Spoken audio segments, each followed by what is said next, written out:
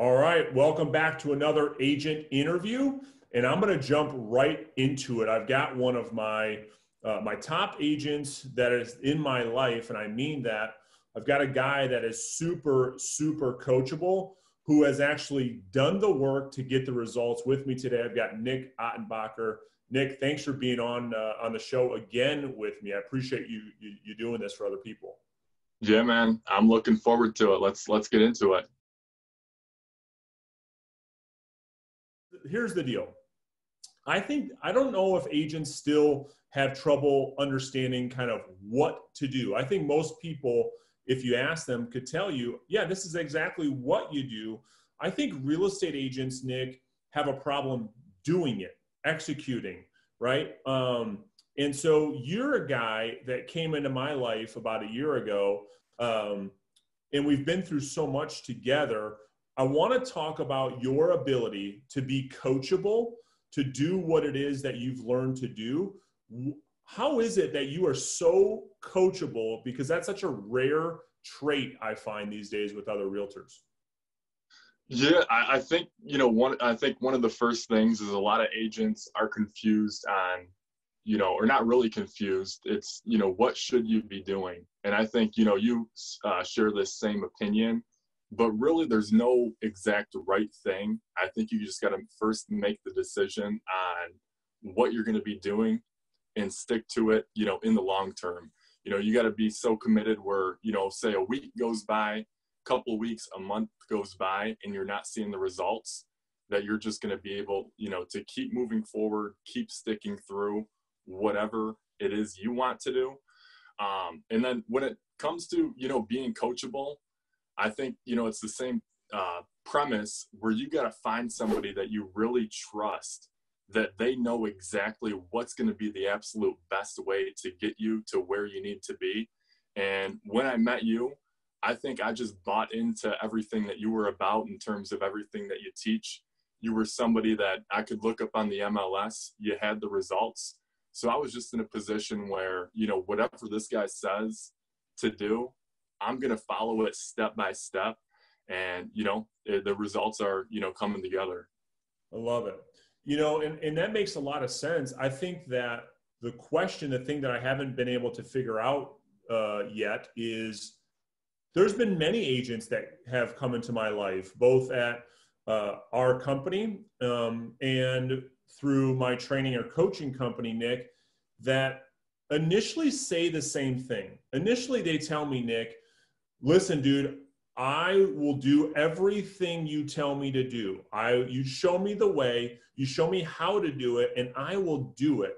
And what ends up happening most of the time is after that excitement has left, they quickly understand how hard it is, and then they stop doing it. And so what do you think happens for people when they go through that? Yeah, and I think it's not only, in real estate. I think a common one we all fall victim to is working out. We make that decision, now's finally the time I'm going to get in amazing shape. I'm going to stop eating like shit. And the first time there is, a little bit of that junk food's in your way, you don't feel like waking up. It's just so easy, to give in and not do the work when it comes to real estate. I guess I just have ingrained it in my mind, this is what I want to do.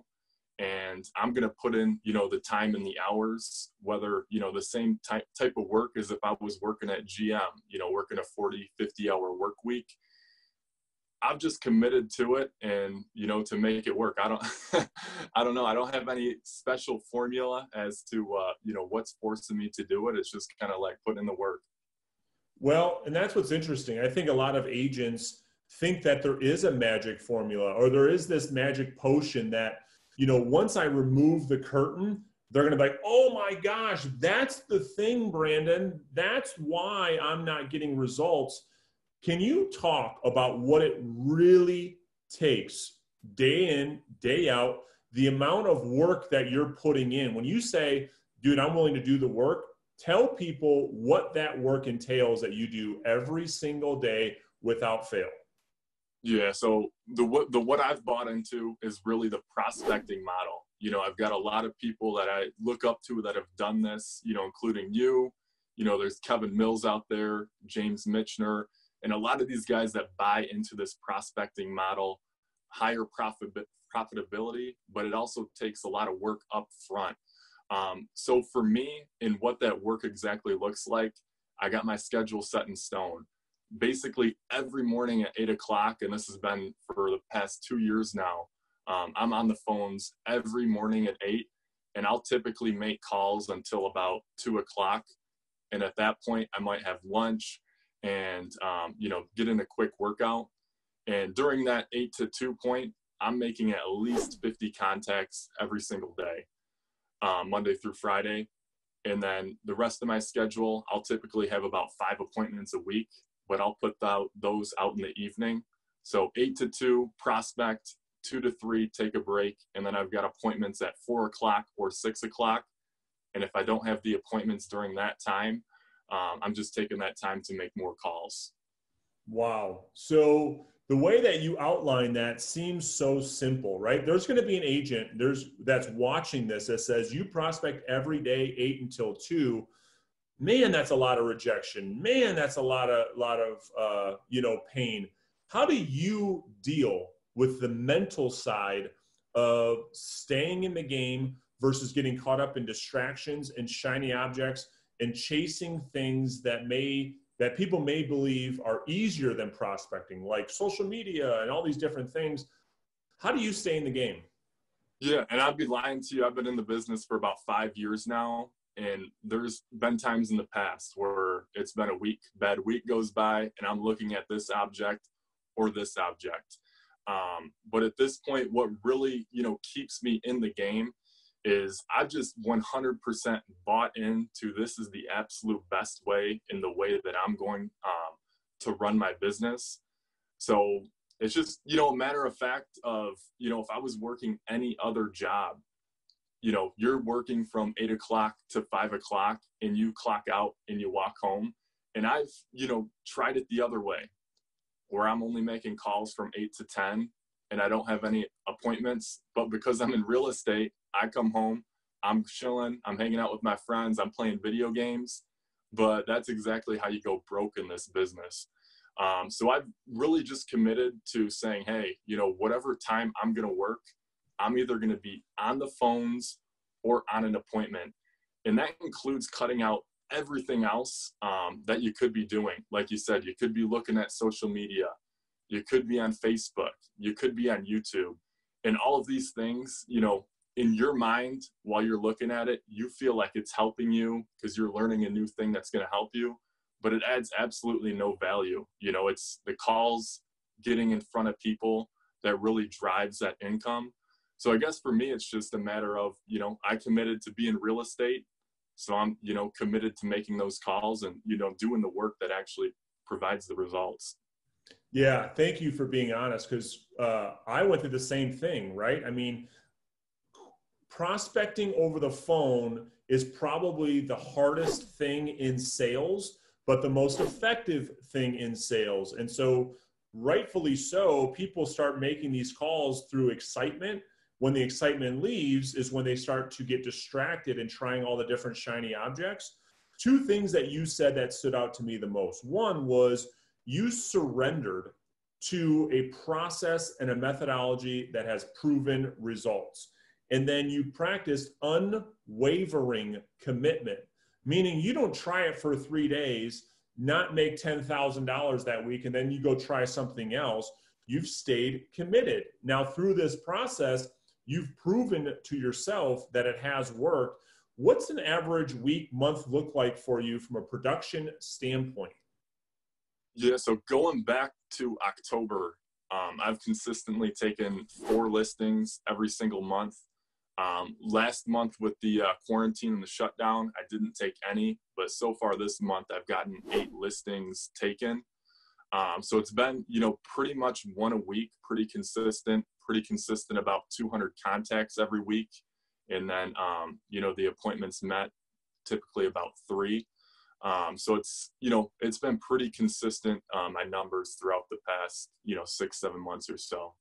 I love it. I love it. Very simple, very consistent.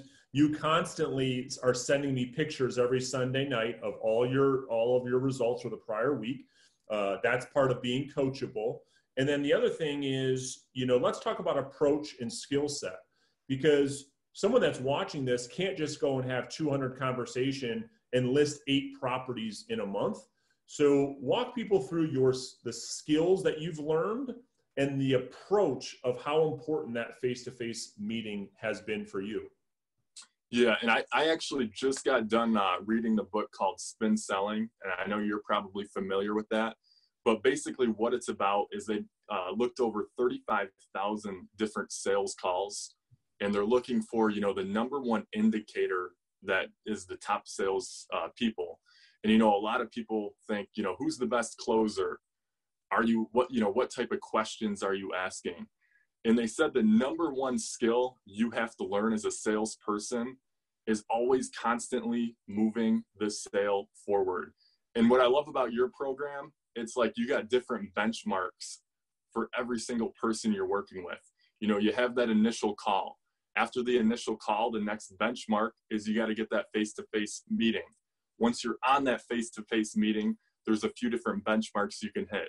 You do the home tour, you get a chance to go over the pricing and your CMA presentation, the net sheet, the value prop.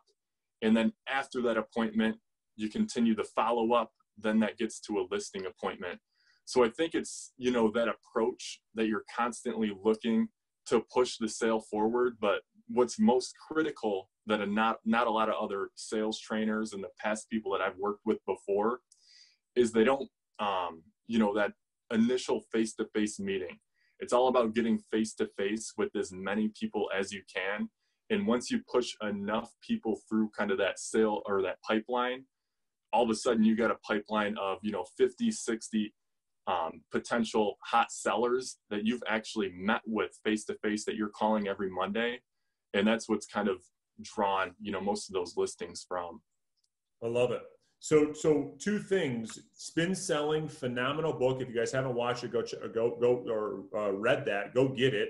You're talking about progressions, and that's exactly what the book talks about. And most conventional sales training, especially in the real estate space, Nick, as you know, wants us to go from phone call to listing, and they don't talk about progressions. And that's the myth in real estate sales that you're talking about. You've tried that both ways, right? You've tested what I've taught you in the old methodology, which is, I don't want to go on all these appointments. They're a huge waste of time. Although that's part of putting in the work as well, because to sit on the phone to look for people that will tell you, I'll sell my house with you without ever meeting you, walk people through those 2 methodologies. Yeah, so I think you're looking at kind of, I would say, more of the old school methodology when you're just basically calling tens of thousands of people. And it's funny because I call a lot of people as well. But you're really looking for necessarily that home run where before you meet with them, you're asking the question that everybody knows, if we meet and everything sounds good, are we ready to get the ball rolling tonight? The problem with that is there's just so much rejection, and it takes so many calls to ever, find somebody like that in a prospect, versus anybody that's willing to get face-to-face. One of the main rules is once you get face-to-face, everything changes. So it's just the methodology of, you get more chances at bat. And I've actually noticed my conversion ratios are pretty similar, even when I'm trying to get that one question answered versus just trying to get face-to-face in general. I love it. And that's the thing. When an agent can focus all their prospecting efforts on progressions, like you said, the only purpose of that phone call is one thing. And what is it, Nick? To get face-to-face. That's it. That is it. When an agent has this epiphany in their business is when we see an agent's business really skyrocket, because they can relieve the pressure that they're hearing from all these real estate gurus to say, go from phone call to get them to tell you they will list it. That's why agents have shiny objects. That's why they won't prospect. But when they can shift that approach from phone call to a face-to-face meeting without any attachment to the outcome is when we see things explode. So what advice would you give, Nick, as we end this interview? What's the mindset that you have, that killer instinct that you have, that relentless behavior that you have fighting against old character into the new character that we see today, the new Nick Ottenbacher? Help people really quickly go from old self to new self. What would you say? Yeah, I would say one of the biggest things that I've worked on, especially over the past couple of months, is, in a lot of, big sales or, just business leaders in general, they say the number one thing you should be focused on is actually focus, being focused on exactly what you're doing.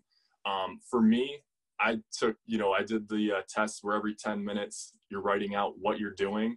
And I was noticing, I was spending the time on the phones or doing this, doing that, but I wasn't really focused. So I really had to make that decision to, cut off all social media, cut off YouTube, and really cut out anything out of my life during at least those work hours that wasn't getting closer to that result.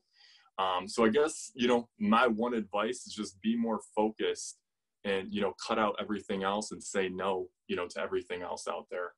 I love it. That's great, great advice. And you're right, because I'll leave people with this. People say to me all the time, I'm prospecting that amount of hours, but I don't get all the contacts Nick gets. Well, when I go and watch them, Nick, with the stopwatch, they're bullshitting half the time. They're grabbing coffee, they're going to the bathroom, they're watching this video in between calls. And when you have that monk-like focus that you're talking about, the results speak for themselves. So what's the back half of 2020 look like for you, Nick? I know the goal was to get to 50 listings. Are you on track? Are you going to do more than that? What does the rest of this year look like for you? Yeah, so far I've gotten four a month, and right now we're towards the end of May. So I'm looking at just over 20 listings so far. With the shutdown still on pace, so I think definitely going to be able to get over that 50 mark. Towards the end of the year. I love it. I love it. So how can new agents or agents that have been in the business that you've inspired today, what if they want to just bounce stuff off of you, right? Because they say, damn, Nick, how do you do it, man? How can they connect with you? Where's the best way to find Nick?